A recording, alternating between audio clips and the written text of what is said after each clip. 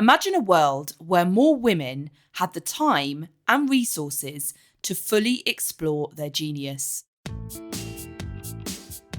Welcome to She Rebel Radio, a community-driven podcast dedicated to supporting women to unlearn conventional rules and create businesses of significance. This is our International Women's Day series, bringing you insights and advice from noteworthy women entrepreneurs here in the UK who strive to create more meaning, impact and purpose. Our headline partner for this podcast series is NatWest. NatWest have been a pioneer in supporting women in business since the publication of the Rose Review in 2019, which identified the disparity between male and female entrepreneurs when starting a business. NatWest have been implementing key interventions and providing essential wraparound support to realise the unrealised potential of female founders. My name is Lulu Minns. I host retreats and create spaces for entrepreneurial women to explore their genius. And today I'm going to create that same space for you right here on this podcast episode. Welcome to episode 95, Untapping the Potential with Georgina MacKay. Georgina is the NatWest Regional Ecosystem Manager in London and the South East, and her role is to support entrepreneurs locally with a commitment to making entrepreneurship more accessible for women and increasing their access to support. 4 years ago, Allison Rose, the CEO of NatWest, was commissioned by the UK government to lead an independent review of female entrepreneurship here in the UK, with the results being published in 2019, and highlighted the barriers faced by women starting and growing businesses, and also identified new ways of unlocking this untapped talent. In response, the government announced an ambition to increase the number of female entrepreneurs by half by 2030, the equivalent to 600,000 additional female entrepreneurs. Now, maybe you're one of them listening, or you want to be, but of course, it was not anticipated that in between that time, we'd be hit by a worldwide pandemic, which NatWest have confirmed has compounded many of the difficulties and barriers faced by women in starting, continuing and scaling their businesses. Georgina, many thanks for your support with this series. I'm really looking forward to diving in deeper today with the Rose Review 3 years on. Hi, Lulu. Thank you so much for having me. And it's great to join you on this episode. It is. And I'd really love to start with your role at NatWest. What is your role in supporting entrepreneurs and what does a typical day look like for you?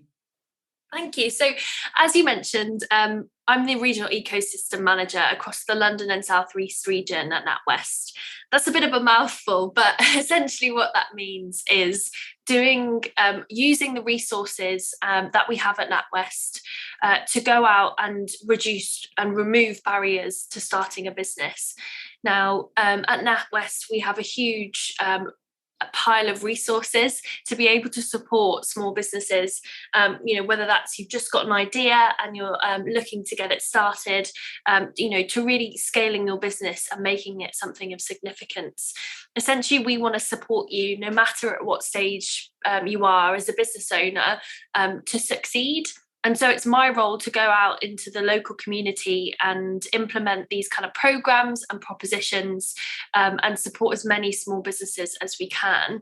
Alongside that, I also work with a number of local stakeholders across the region, including local government growth hubs, councils, universities, schools and colleges to work together and collaborate on enterprise. Mm-hmm. And doing everything that we can to support small businesses. So no day is the same in my job. I'm doing 100 things at once, but I do have the great pleasure of working with so many small businesses and hearing from them in terms of the exciting things that they have going on, but also as well understanding, what really matters to them and how we can support as well. It's so important, isn't it? I know when I first started a business, I was still in legal practice and I went to a different bank. I won't mention who, to open a business account. And because I hadn't yet started a business, I wasn't able to open one and there was no support offered whatsoever. And it would have been really helpful to have something to plug into like that when I'd started.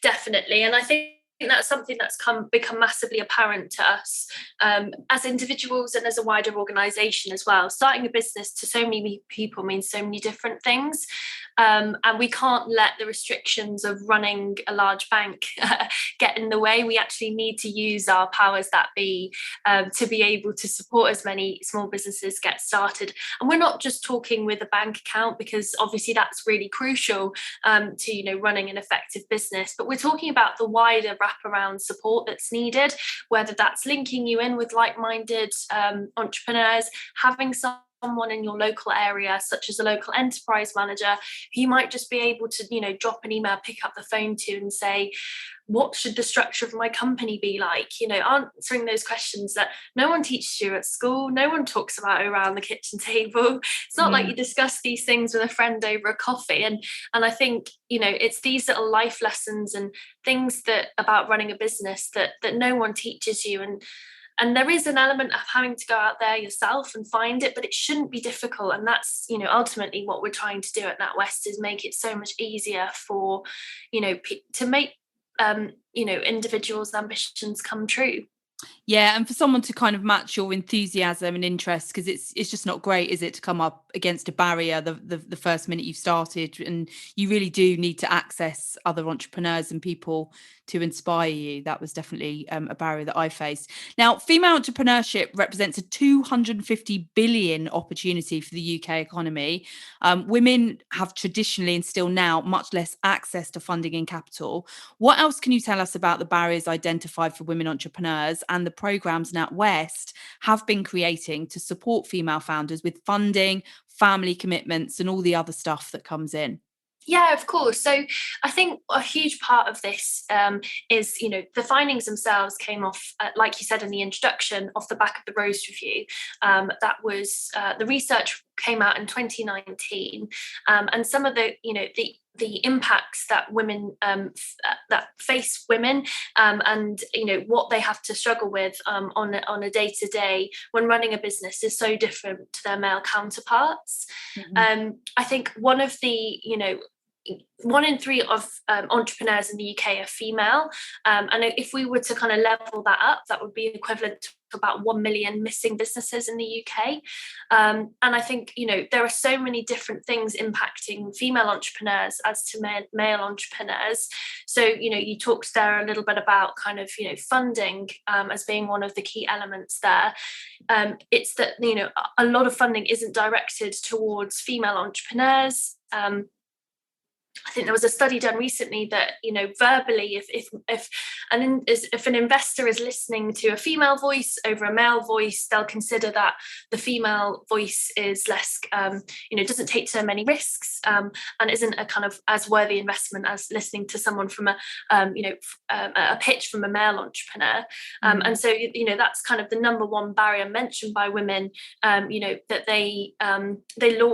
women launch businesses with on average 53% less capital on average than men, but also as well they also face barriers in raising that funding as well, with the majority of equity funding going to male-led teams. In fact, only 1% of all venture funding does go to businesses founded by all female teams. So it's really important that we do everything that we can to increase female investment. And I think that not only to female businesses, but from female investors themselves as well. We have to fly the flag for each other. Secondly, as one of the major other things impacting female entrepreneurs is the consideration about their family care situation. Women are much more likely to be responsible for family responsibilities and care, and it's really important that they are able to balance those, and a lot of female entrepreneurs find it a lot more stressful.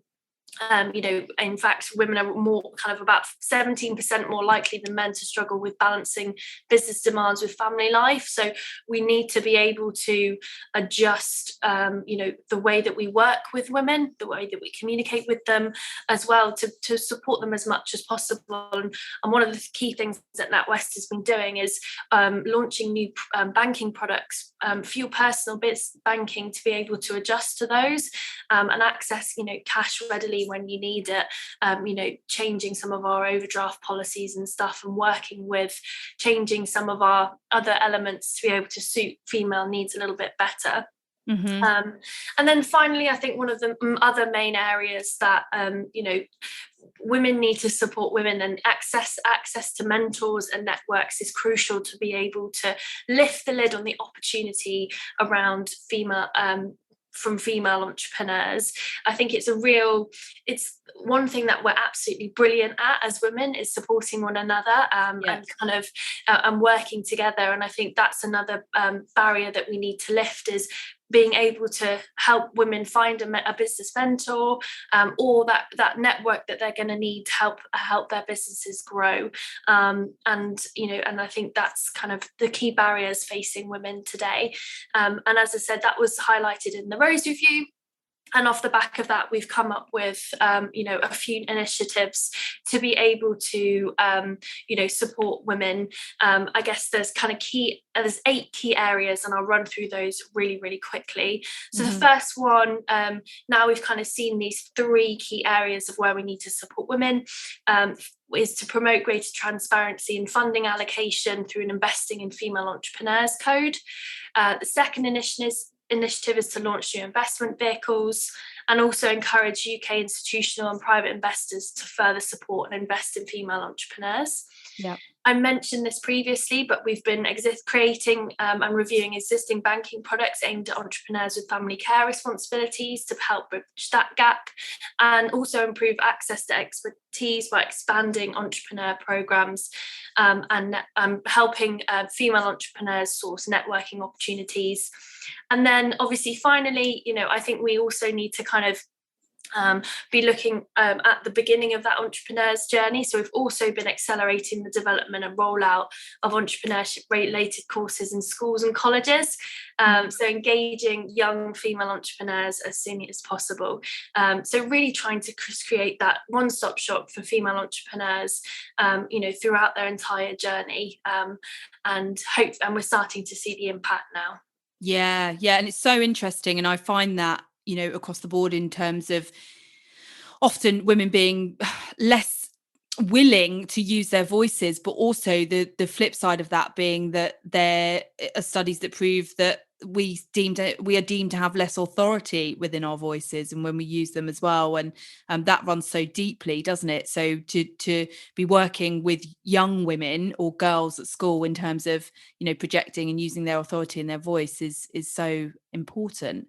How we shift that, and women having not responsibility just of children and childcare, but also older relatives as well, usually falls on women as well, doesn't it? Definitely. And I think care doesn't just have to be small children.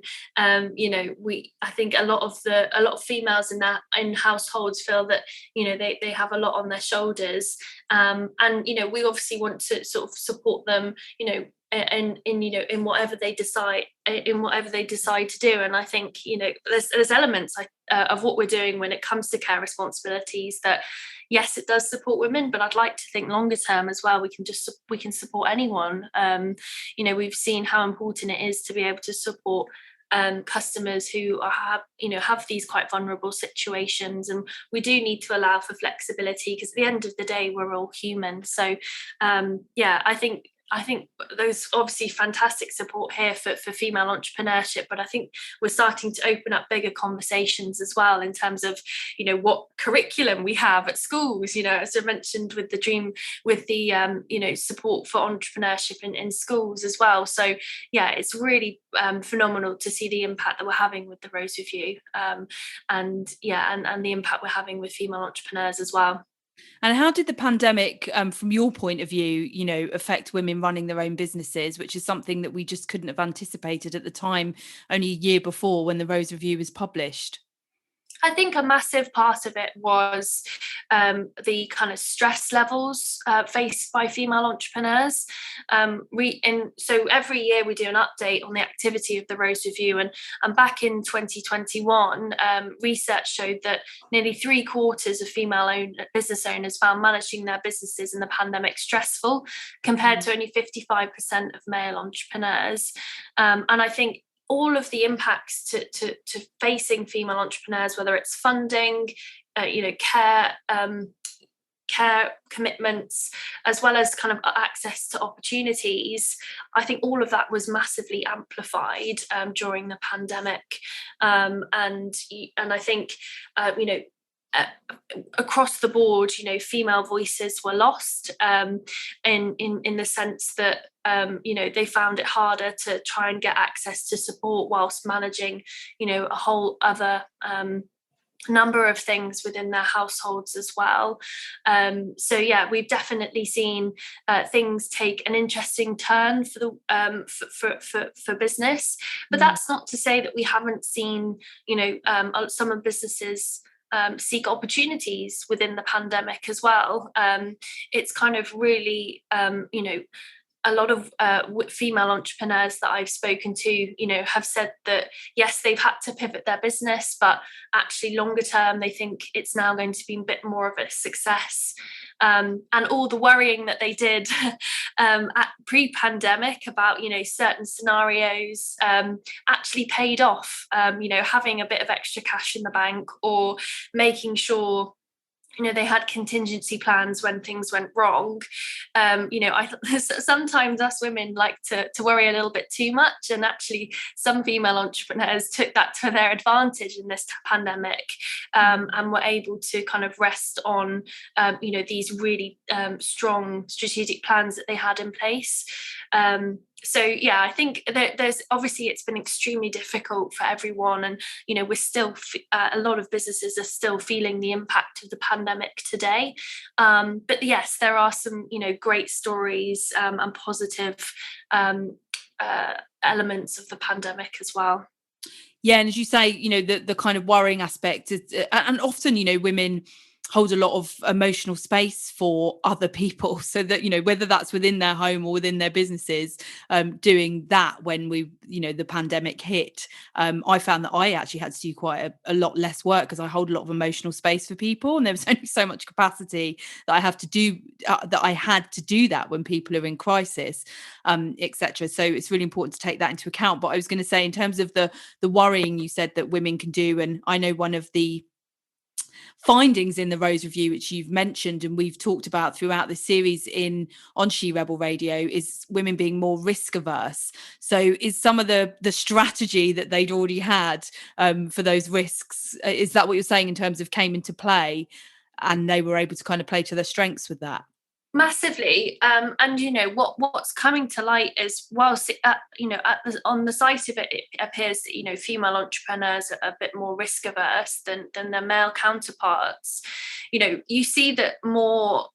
Actually, in fact, more male-led businesses actually, fail or go under, as it were, than female-led businesses. And I think that really we have to kind of pat ourselves on the back, from that side of things. As female entrepreneurs, it's clear that we've got to trick up our sleeves when it comes to kind of risk mitigation and management.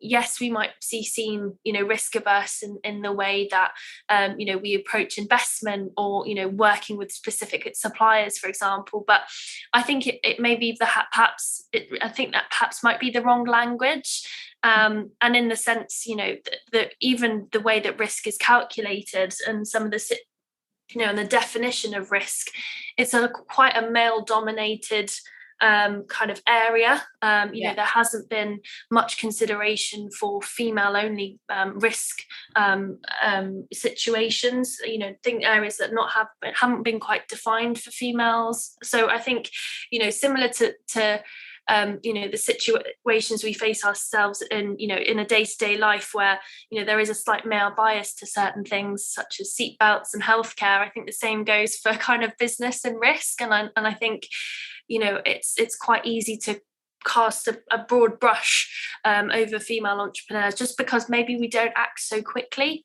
and we don't make decisions so quickly, and I think that is kind of misleading society, because I think underneath that, female entrepreneurs are in fact do take risks, but in their own way, and also, but at the same time, are very well prepared and able to kind of overcome challenges and capitalize on opportunities as well.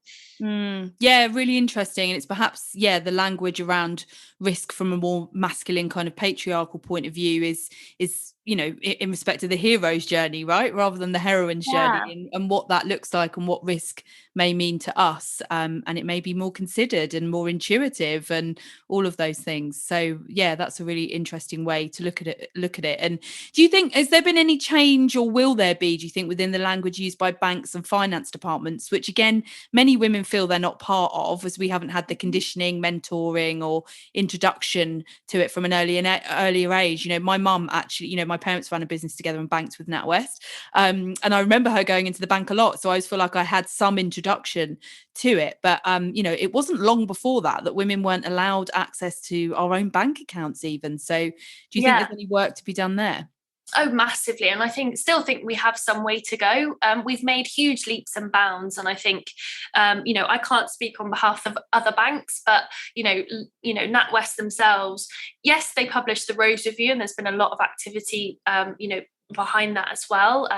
Obviously, pioneered by Allison Rose, our CEO, but, there were things happening before that. So, for example, all frontline staff, branch staff, and otherwise go through a Women in Business accreditation, which is where we learn about the kind of genetical differences between men and women, and how to kind of effectively support and motivate and galvanize female entrepreneurs and also female customers as well.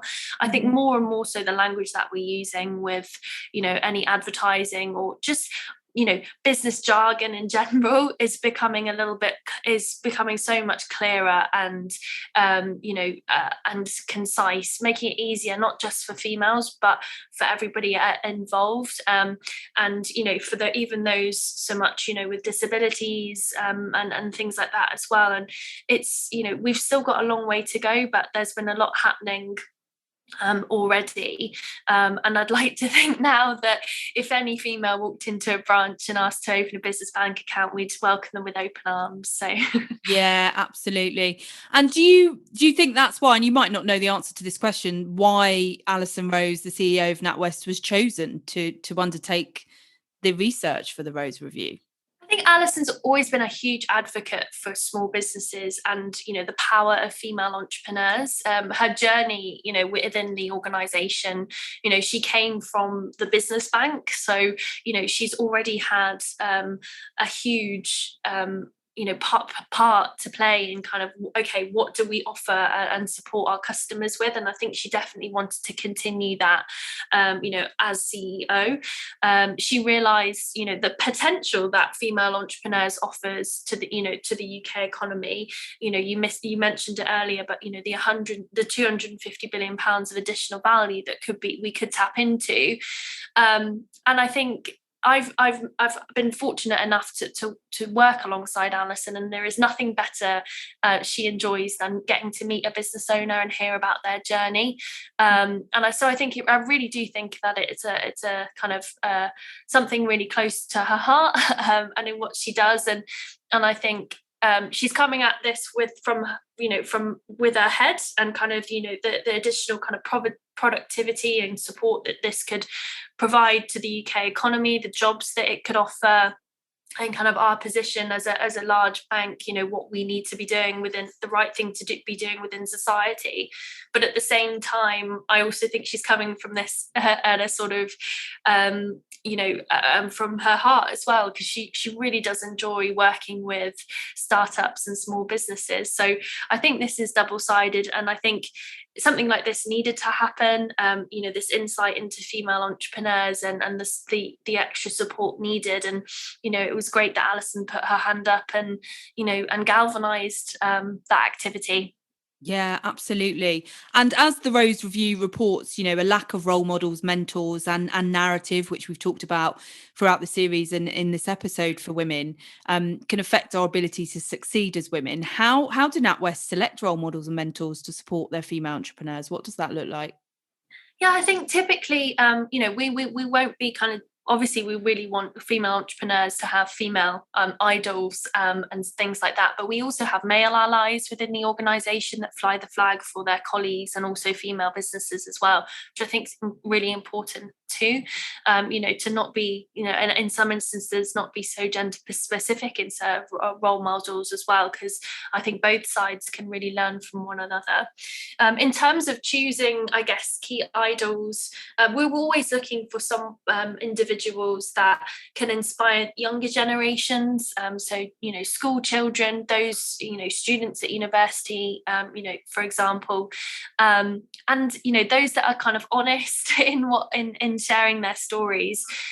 We're trying as much as possible, to get those stories out there from female founders themselves that have kind of been there and done it, as well as, those entrepreneurs that are super successful and, looking to kind of give back to their communities as well, and maybe hearing how they might have done things differently. So it's all about kind of, those that have an interesting story to tell, always, looking to give back and provide support, but also as well, just, anybody that has, been a part of the business world and can be honest about the challenges that they face and how it's not great at times to be a female entrepreneur. And actually, if we can have individuals who are honest about perhaps the support that they might have had from a bank that wasn't so great, we want to hear from them, because they're the kind of individuals that will help shape the support in the future, and help so many small female founders.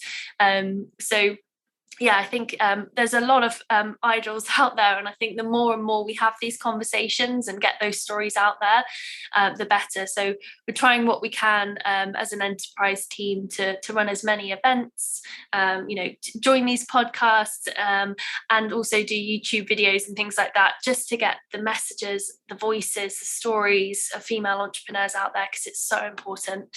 Mm-hmm, absolutely. Yeah, that we hear from one another. And what else do you think we need to be doing to support more women in their aspiration to become entrepreneurs and to sustain themselves as entrepreneurs? Yeah, I really think we need to just build awareness as to what support is out there for female entrepreneurs. I think it can be really unnerving at times, to think, where on earth do I start? If you're getting started with a business. But at the same time, if you are running a company and juggling home life and things like that, it can be so overwhelming with sometimes what support is out there. What's the good stuff, what's the bad stuff. And I think I think that's why we need to work together collaboratively, using our partners that we have at NatWest, through the local growth hubs, through local councils, through business in the community, and so on, to really disseminate, what are the really key elements that will help a business to thrive. And so we're really trying to kind of cut out, and really clarify to female entrepreneurs what help that they can get. And then finally, I think the massive one is around network, and bringing together a really cohesive network of other like-minded female entrepreneurs, of mentors, of female investors, of those who are flying the flag for female entrepreneurs, bringing everybody together into one place, and helping women support women is just so powerful. So I think that's kind of the area that I would really like to focus on as part of my role next. Yeah, amazing. Sounds good. And what can we expect from the next update with the Rose Review, and what impact has it had so far, and how's greater diversity included as well? Yeah, so I think it'll be the third year of updates from the Rose Review, and we can expect some updates across the key initiatives that were mentioned. So for example, our Investing in Women Code is growing the number of signatories. We're looking at kind of and this has been used by a number of different investment trusts and houses to make sure that there is fair investment into female entrepreneurs, and support for women who are looking to raise investment.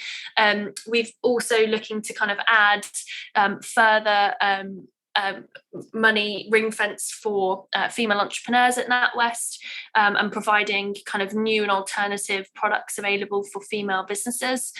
We also launched last year the Business Growth Fund in partnership with the UK Enterprise Funds to invest in diverse and high potential businesses, and I can expect that to grow even more. And in terms of kind of other elements, we're looking to improve our access to expertise. So more and more so we are getting people and bank resources and employees into the local communities through what we call our local enterprise managers, who are essentially individuals on the ground working with local companies and entrepreneurs to provide expertise and mentorship, to help those businesses in whatever way they need to. We're hoping to also expand our, Be the Business mentorship program, which is a digital mentoring program for female entrepreneurs. And one of my favourite elements of the Rose Review has to be the Dream Bigger program, which is the initiative to go into schools and teach young women around what it means to be an entrepreneur, giving them the skills and capabilities to really go out and once they finish school, do whatever they want to, start their own business, or really realize their own capability to achieve their dreams. So we're hoping that will be able to reach more and more young people and get out to more and more schools. So there's going to be some really exciting stuff coming down the pipeline with the Rose Review. Yeah, absolutely. I would have loved that at school for sure. So what's the craziest business idea that you've seen at the hub? Oh, so we work with so many different businesses at NatWest. And one of the key programs that we deliver is our Accelerator program. So this is where we invite in small businesses for a 6-month program of bespoke support, helping to scale their business. And we bring in businesses of all different shapes and sizes. It just has to be the idea that we find the most exciting and the most interesting and innovative. I think if it was to be a female-led business, I think the most exciting one that we've had is something, it sounds quite small, but I find it really impressive, is they're called Keep Candles, and essentially it's a candle business where once the candle finishes, what's left over can be used. So they're kind of like in egg cups, they're in teacups, that sort of thing. I find that really, really cute, but and interesting. But I think the one probably that will might go on to have another big impact is a female-led business who called Circler, who focus on, refillable beauty products. And essentially, if you remember, like your milkman used to come to your front door and drop off, your goods for the day. It's a very similar concept in the sense that you leave out your empty, shampoo, shower gel bottles, and a variety of other bits. Beauty products, and then the next day they are on your doorstep refilled, and something so simple. I think both can have such a massive impact on the climate and kind of and as individuals from a sustainability perspective, but also I just think that's really fun. The concept of getting something new on your doorstep the next day. So there's always great ideas, and I'd love to, if you've got a fantastic business out there, I'd love to hear more about your business idea as well. Yeah, and I love that link between a lot of female-led businesses and sustainability, and we have a lot of spending power as women, again because of that, the childcare and the older parents, and we have over, I think it's 51% of spending decisions are made by women, and the products you talked about there are products that we tend to buy for the home. So definitely. Yeah. So what are the common mistakes you see when starting up a business? I know the mistakes that I made, there were many. So I think there's always a couple, and I think the main thing to say is it's not necessarily about the money. I think the most common mistake that I notice is product market fit. So you may have come up with this fantastic idea, and you think it's going to be the next thing since sliced bread, but it may be only applicable and brilliant to you as an individual. And quite often, you can get a bit wrapped up in your idea to the point where, when you go out into the real world, there isn't actually a customer base that would actually buy the product. So I think it's so important to get out there and do your customer research and, ask those really, really probing questions to understand actually, would someone pay for this product? Is it something that they would pay regularly for? I think that's one of the main downfalls for starting a business, is making sure you've got the right product market or fit. Another thing I would mention is, and I'm a bit of as an individual, I'm quite a perfectionist as well and like to work individually. So for me, and a big one that I think if I ever started a business, this would be my downfall, is letting other people help you. You have to be able to give away elements of what your business and what you're doing, because you can't be everything to everyone. You can't be the CEO, the CFO, the COO, the chief marketing officer all on one day. I think it's really important to let people help you, and it's a fantastic way as well to learn from others, but also get some great talent and ideas into the business as well to help it be a success. Yeah, and I think that like the combination of those two things you shared there as well, that what can happen, and I know when I started my first business idea, which was in the dating industry, sometimes you can think that like the idea is so good that you almost don't want to share it with anyone, and get it out there. And again, that's the worst thing that you can do, because you need that customer feedback, potential clients, etc., instead of like, I'm just going to keep this all to myself because someone might steal it. And it takes so much energy to get a business out there, doesn't it? And so much support and momentum, that you need to get that feedback from potential customers, and you need to get the support from other people to get it out there. Yeah, definitely. And I think sometimes it can be those hard yards to start with that can actually pay off in the long term, because if you make the mistakes now when you're not spending a lot of money, you don't have to pay people salaries. If you realize exactly what your business is going to be, the products or service that you provide, then you're on to a real winner going forward. Yeah, you can keep coming back to it. Now, where can we find you and all that you do at the NatWest Business Hub? Yeah, so you'll find me on LinkedIn and Twitter, Georgina MacKay. And also, if you're around, we also have a number of events on Eventbrite. And you can also find a load more information about NatWest and the initiatives that we're doing at NatWest Business Hub /road review. So get in touch. I'm really looking to hearing from you all. Thank you so much, Georgina, and thanks for being such a great support to this series of She Rebel Radio. Thank you so much, Lulu. It's been a pleasure to join you. You've been listening to She Rebel Radio.